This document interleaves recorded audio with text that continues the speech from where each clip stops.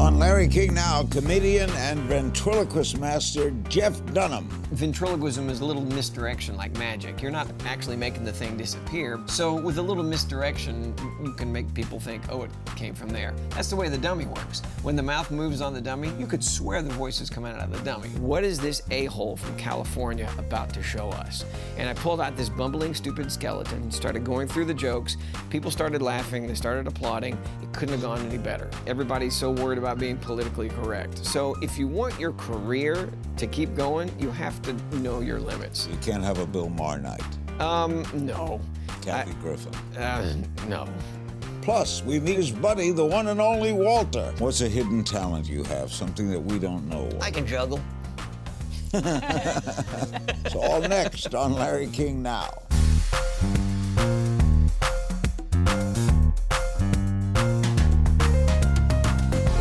Welcome to Larry King Now. Our guest is the world's renowned ventriloquist, stand-up comedian, and New York Times best-selling author Jeff Dunham.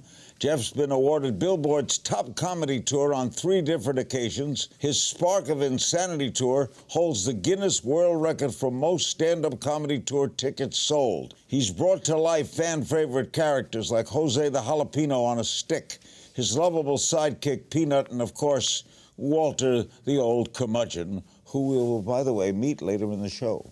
Jeff is currently in the midst of the Perfectly Unbalanced comedy tour, and if that wasn't enough, he's joined forces with his wife, Audrey, for a new Food Network show called Incredible Edible America with the Dunhams. It airs Mondays at 10 p.m. Eastern. Audrey will join us in a little while as well. Were you a kid ventriloquist? I was a kid ventriloquist. Third grade, I got my first dummy for Christmas one year and just started practicing. I was an only child, so there was nobody there to tell me that what I was doing was incredibly lame. What makes a great ventriloquist? Well, you know, I try and look back and say, why has my 15 minutes lasted for a few decades?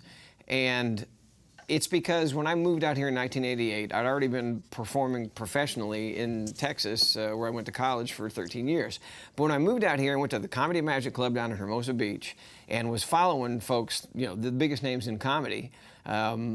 I realized if my career was going to last, I couldn't amuse them. I couldn't do amazing things by not moving my lips and, you know, making a bunch of things talk at once. That's what wasn't important. That would amuse them for a few minutes.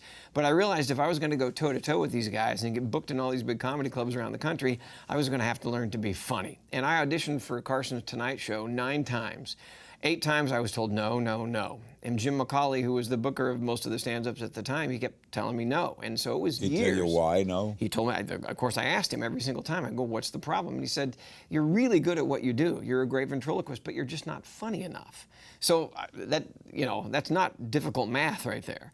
So it was a matter of doing the grassroots thing for years and years, doing the comedy clubs and making myself funny enough. Now, granted, it was only 2 years later that I finally was on the Tonight Show for the first time with Johnny. I was on 5 times after that. So, but, you know, that was one of those things. I realized I'm going to need to be a comedian first and a ventriloquist second. So what I do is I really write my comedy so that it's funny. And what's to me, more fun about what I do than the straight monologist is that it's dialogue. You can set up the comedy the way the comedy is supposed to be set up. There's tension, there's conflict, there's relationship. Straight man, funny man. Yeah, so it can be a little sitcom on stage. And, you know, I do the math. I would watch stand-ups on The Tonight Show or whatever other shows, and the ones that really killed, were really doing great, were getting a laugh every 6 to 10 seconds. And I realized the guys that got a laugh every 15 seconds, they would die and you'd never see them again.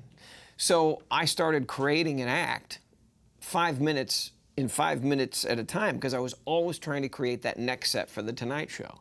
So I would have that 5-minute hunk that was tight as could be with laughs every 6 or 8 seconds.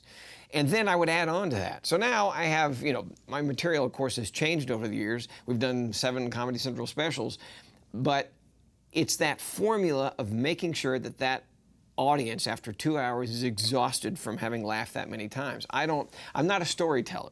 I do my own stand-up at the first of the show, and I do 30 minutes of monology myself, but that's not what the people paid for. Tell me about the Perfectly Unbalanced tour. Why do you call it that?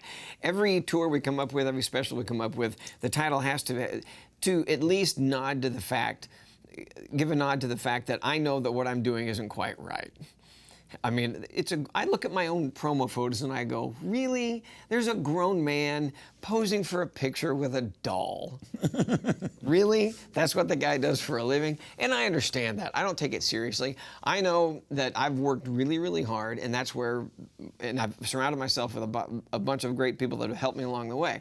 But I know that what I do is ridiculous. I'm talking to myself, for God's sakes. I'm arguing with myself. And that was the name of one of the tours, Arguing with Myself. Why? And Spark of Insanity. That was how a reporter described Mel Gibson at one point, a spark of insanity. And we kind of took that and went, that's a great name for a tour. Why do you, I know you could make a lot of money, you sold 2 million tickets before you started, but you could have done a year or two in Vegas at one hotel, make a lot of money, and live in one place. Why tour? This is the one surprise I've had with my career. I thought if I could be big in the United States, fantastic. And then we started doing big theaters, and that was my goal after The Tonight Show. I wanted to do a 2,000-seat house. And then we're doing these places, you know, that are 15,000 people for a freaking puppet show. What? So then it turned into international stuff, and that's where the big surprise for me was, and that was because of my character, Achmed the Dead Terrorist. And that's what put me on the international map. And here I found myself 2 years ago on the world tour. We did, you know, we started in Iceland, then went to the UK, Ireland, all over Europe, South Africa, Australia, Singapore, Malaysia. But the one that got me when I saw the list of where we were going, Abu Dhabi. I thought, Abu Dhabi? I have Achmed the Dead Terrorist. What? Really? I'm going to be doing shows there? But this is what was fantastic. I went and did the show there. 4,000 tickets sold out. It wasn't expatriates from the U.S. It was mainly the native folks there. And the first couple of rows were the men in the Muslim dish dash, all white, the women in all black. And because of the Comedy Channel, because this world is such a small place, they knew the characters and they laughed. And you know, we look at this world as a horrible place. But after that tour, I realized this is a wonderful planet and a wonderful place we live in. And it's filled with wonderful people, amazing people, but a handful of jerks that ruin it for the rest of us. And you know what? 2 nights after I was in Abu Dhabi doing that show, I was in the middle of Tel Aviv, Israel, did the exact same show for 4,000 Jewish people. Guess who their favorite character was? Achmed the Dead Terrorist. So I realized my audience is a little bit sanitized. They want to be there, so I don't get horrible people showing up, hopefully. But what a wonderful thing to be able to go around the world and make different people whose English isn't even their native tongue laugh the same.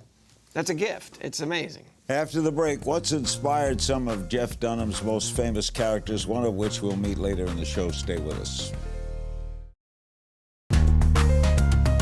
We're back with the incredible Jeff Dunham, one of the great success stories. We'll meet his wife in a little while and talk about the food show. How do you come up with your characters? I pretty much respond to whatever's going on in society, and I try and figure out what is it that'll make the most number of people laugh the hardest. You also push the limits. You've said, I've skewered whites, blacks, Hispanics, Christians, Jews, Muslims, gays, straights, rednecks, addicts, the elderly, and my wife. As a stand-up comic, it's my job to make sure the majority of people laugh, and I believe comedy is the last true form of free speech.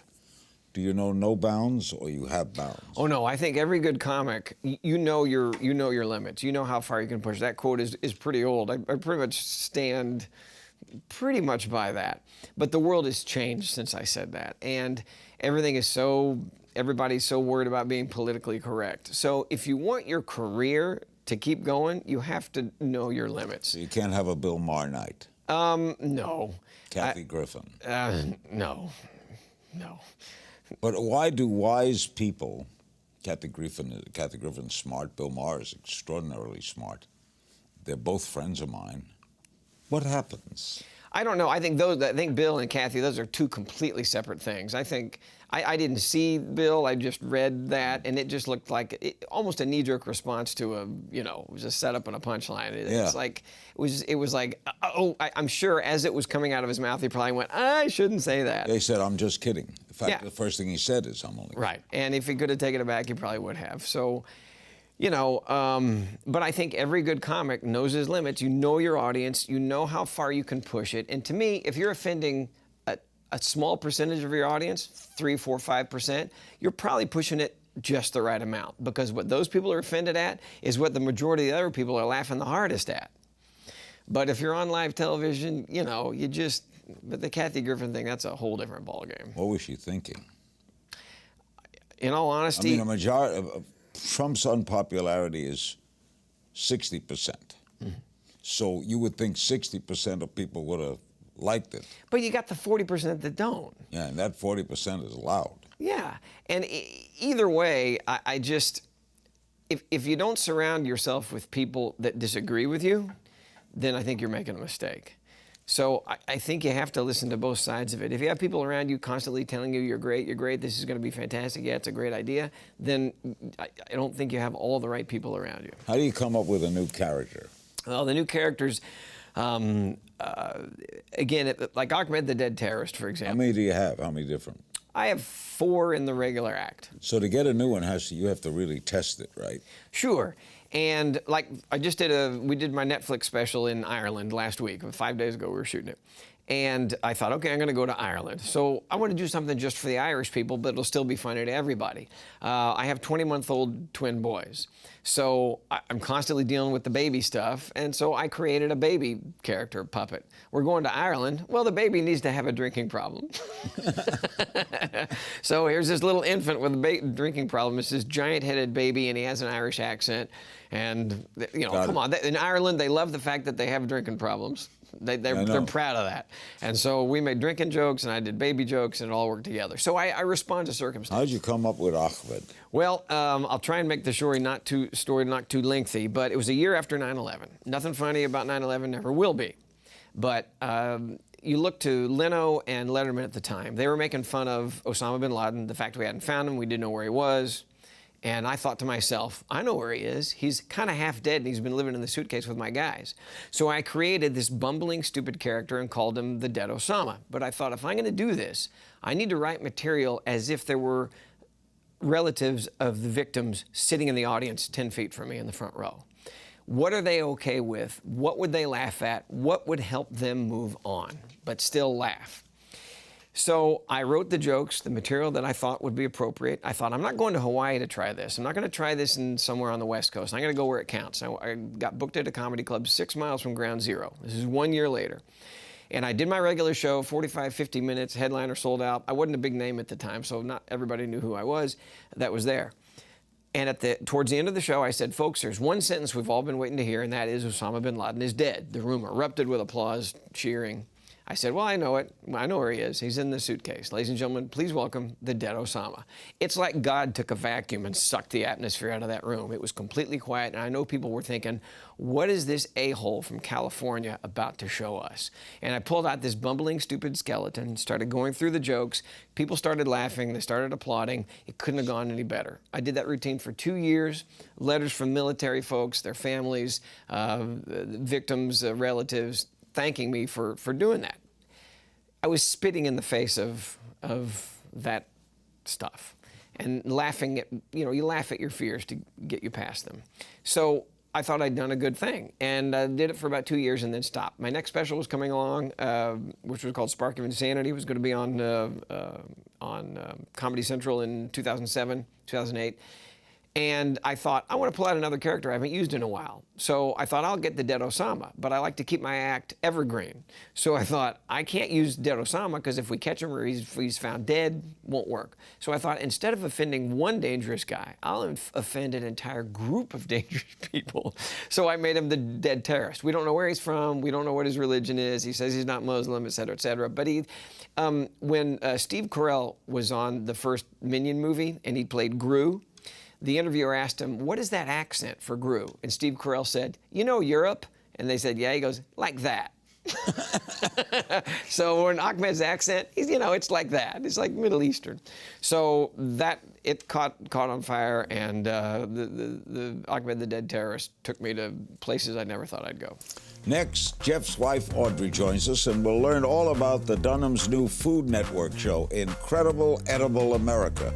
Don't click away. Joining us now is Jeff's wife, Audrey Dunham, has the same last name. The two-star in Incredible Edible America, airing Mondays at 10 p.m. Eastern on the Food Network. How did that come about? Oh, well, Jeff and I were already traveling together on the road. We were having a lot of fun for many, many years, 7, 8 years. and we were already doing what we were doing on the show. We were going out and finding the funnest foods in each city. It was just kind of like a fun little added thing we were doing on the road while he was doing his comedy tour anyway. You would go on stage? No, I wasn't part of that show. I was behind the scenes. I was actually his fitness trainer and nutrition consultant, believe it or not. That's what I did by profession. But you know, it's all about balance, as they say, and we love to go out and find that special food that each city had to offer. And we do some research and go out there and have something really indulgent and great. So it just kind of occurred to us one day that it would be really fun to do a food show. So we teamed up with Food Network, and here we are. And they went for it right away. Oh yeah, and why not? I mean, How we often got do my you tour do it? bus. We got my tour bus, and so there you go. And show up in these crazy places. And we have a great staff at Food Network that would research the cities and find the places. And Do the you food. cook? I do. I love to cook. I love to bake. So you're I the love cook fun. on the show, and what do you do? No, she doesn't cook on the show. We talk to these amazing chefs in all Oh. these different restaurants. Oh, So wow. all we do is eat, Larry. It's a tough gig. We do cook with the chefs. They do a demonstration. They show us how they make these amazing dishes. Every now and then they let me stir something. But for the most part, we just How often are you on? Every week? Yeah, it's right now we have the 6 episodes that are going to be on, and we're in the middle of it right now. So you know, it's just a load of fun. It's a You blast. made a $770 hamburger? It was in Yes, Vegas. That was yeah. in Las Vegas. Yeah. Well, okay. So it's the Burger Brasserie in Vegas, and they used the best of every ingredient possible. The best meat, the Wagyu beef, and of course you get the giant bottle of champagne, which helps it up the price to $700. That's a big part of the price tag. Best right? burger I've ever had. Audrey, Yes. did he teach you any ventriloquism? Oh, every now and then I like to say that I could stand in for him if he ever needed me to. You could? But no, I think the audience would tell the difference. Can you teach it? You can teach someone to. That's like saying, can I teach you to play tennis or play basketball? Yeah, I can teach you the basics, but you got to practice, Larry. No, but you can teach me. Well, What is a ventriloquist doing? Well, people think it's throwing the voice. It's actually not throwing the voice. It's creating because your voice is going to stay here. You're creating the illusion that it's coming from somewhere else. So I when told you I was with Senor Wences, Right. and we were ordering food, and he put a voice in this chair next to him. There was no one there. Well, your hearing is your worst sense. You know, to find where something's coming from, you don't realize this. Even as a kid, you turn your head, and when the sound balances out, you assume it's coming from right there. So ventriloquism is a little misdirection like magic. You're not actually making the thing disappear, but you're making someone think.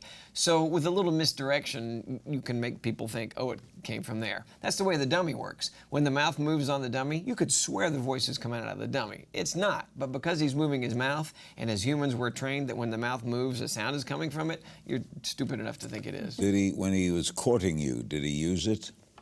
You know what? He was always funny, but he kept the ventriloquism for the stage. But life is, I mean, every moment with him, every day's an adventure. We have something going on around the house, whether it's just some kind of crazy thing he's come up with to do with our toddler twin boys, or we go and do something fun with one of his cars in his car collection or something. It's always an Where adventure. do you live? We live in Calabasas. Oh, right here. Yep. So you tour all the time. Who watches the boys? Well, the boys, like I said, they've only been around 20 months, so we were on the road together almost 7 years constantly. And now it's changed a little bit. And while she was pregnant, I was working in Vegas. When Audrey was pregnant, I was working in Vegas, and we were there for 10 months getting ready for an NBC special. So we were nesting there while she was getting bigger and bigger and bigger.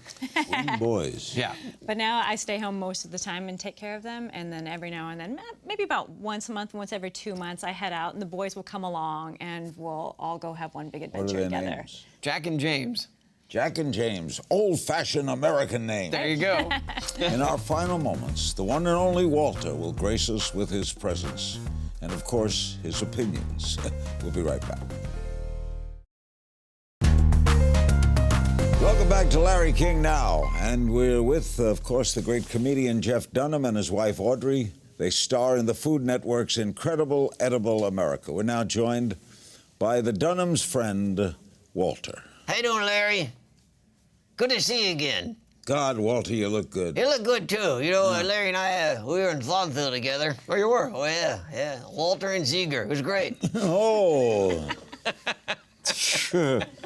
I'm told that are you on the Food Network show with them? I am. I was forced to be on the show, Larry. I did not want to be on the stupid show, but I was on the stupid show. And what do you do on the stupid show? Nothing. I make fun of them for having a food show. And besides that, Larry, look who you have on the show. I mean, did you cancel Bill Maher and Kathy Griffin? Now you got a puppet show. It's a slow day, Larry. It's a bad week.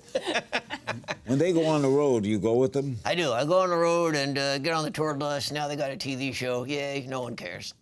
Why are you so critical? Well, because if I wasn't, it wouldn't be funny. We wouldn't be here. You got a point. Yeah. Hey, ever watched the Food Network, Larry? I've watched it occasionally. I think yeah. you're lying. Yeah, you're probably right. Okay. You don't cook, do you? No, I don't. I don't like the kitchen. You don't. Does your wife cook? Yeah, she cooks. You order out everything. No, she cooks. The suspenders hold the pants and the underwear, don't they? You're getting on my nerves, Walter. Okay, sorry. I'll shut up now. Audrey, how does Walter compare with his other friends? Oh, Walter is much sassier, by far. You like the twin boys? Larry. Jack and James. Would you enjoy having 20-month-old twin boys hanging around you? Be honest, Larry. No. No. Yeah, maybe you're right. There you go. We're going to play a little game with you, Walter. Oh, great. Fine. What's your pet peeve? Oh, pet peeve. I don't know. Totally annoying questions by interviewers. I get it. Who's the first person you ever kissed? Jeez, I don't know. I think it was my dog. I don't know, Larry. What's your favorite city to perform in? Oh, I know this one. We have two of them. Yeah, there was Phoenix, fantastic. Boston. Boston. We think the same sometimes, Larry. I don't know how that works. Why Phoenix and Boston? Well, because the audiences there, when we did years and years of comedy clubs, they were the best. They were fantastic. And it was, you'd think, you know what's funny? As a guy like me, Yeah, we'll judge if it's funny or not. our tickets sell the best in the Northeast. Don't know why. Now, this is interesting.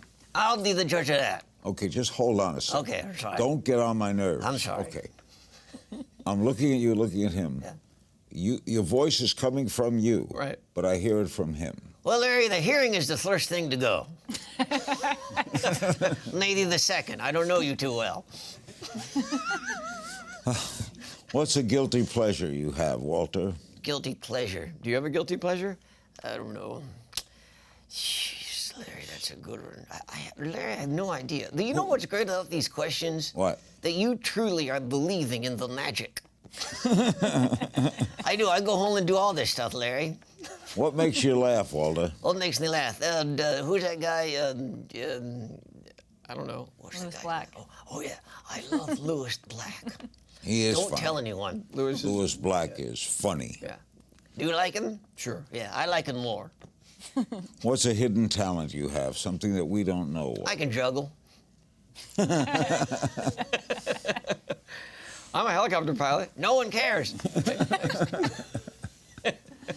What's it like living with this? Oh, With a man with characters? you know what's interesting is that it's very interesting. Every day's an adventure. We have so much fun, and these guys are part of the family. However, when we're at home in the house, life is pretty normal, very fun. Jeff is very, very funny.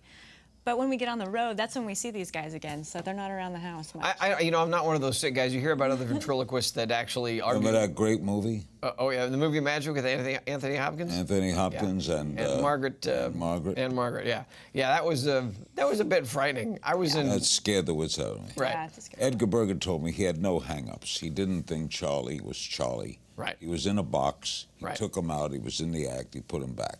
We should You don't make- have any hang-ups. No, I don't think I have any hang-ups like that. They do become a part, because I create them myself and I build them myself, they do kind of have I have a real attachment to them, and I don't know where they're going to end up when I'm gone. Oh, yeah, that's a frightening thing. I should hang out with you, Larry. Larry, will you go with me to the mall and just sit? Is that what old people do? Yeah, we could do that, Larry. We could hang out. Yeah, we got to find malls, though. They're going out of business. Yeah, they're going out of business. We could sit in a balcony at a theater and yell at the performers on stage. I've heard that done before. Yeah, I guess there's a group that does that. You and I do look like the old nut that's in the balcony, don't we? Speak for yourself, Walter. That was it. That's You're getting on my perfect. nerves. Okay, then you're doing it right now. Okay. Thanks, Audrey. Pleasure to be here. Thank you for having me. Thanks, Larry. Thank you, Jeffrey. He can't shake with his right. It's doing something else. Big thanks to my Jeff and Audrey Dunham, as well as their friend, Thank you. Walter. You have a last name? No, it's just Walter. I like how you say Walter. Walter. Yeah, like you said jalapeno. You said jalapeno like a white guy. That was great. Remember to see the Dunhams in Incredible Edible America. It airs Mondays at 10 p.m. Eastern on the Food Network, and you'll find them in some city near you somewhere.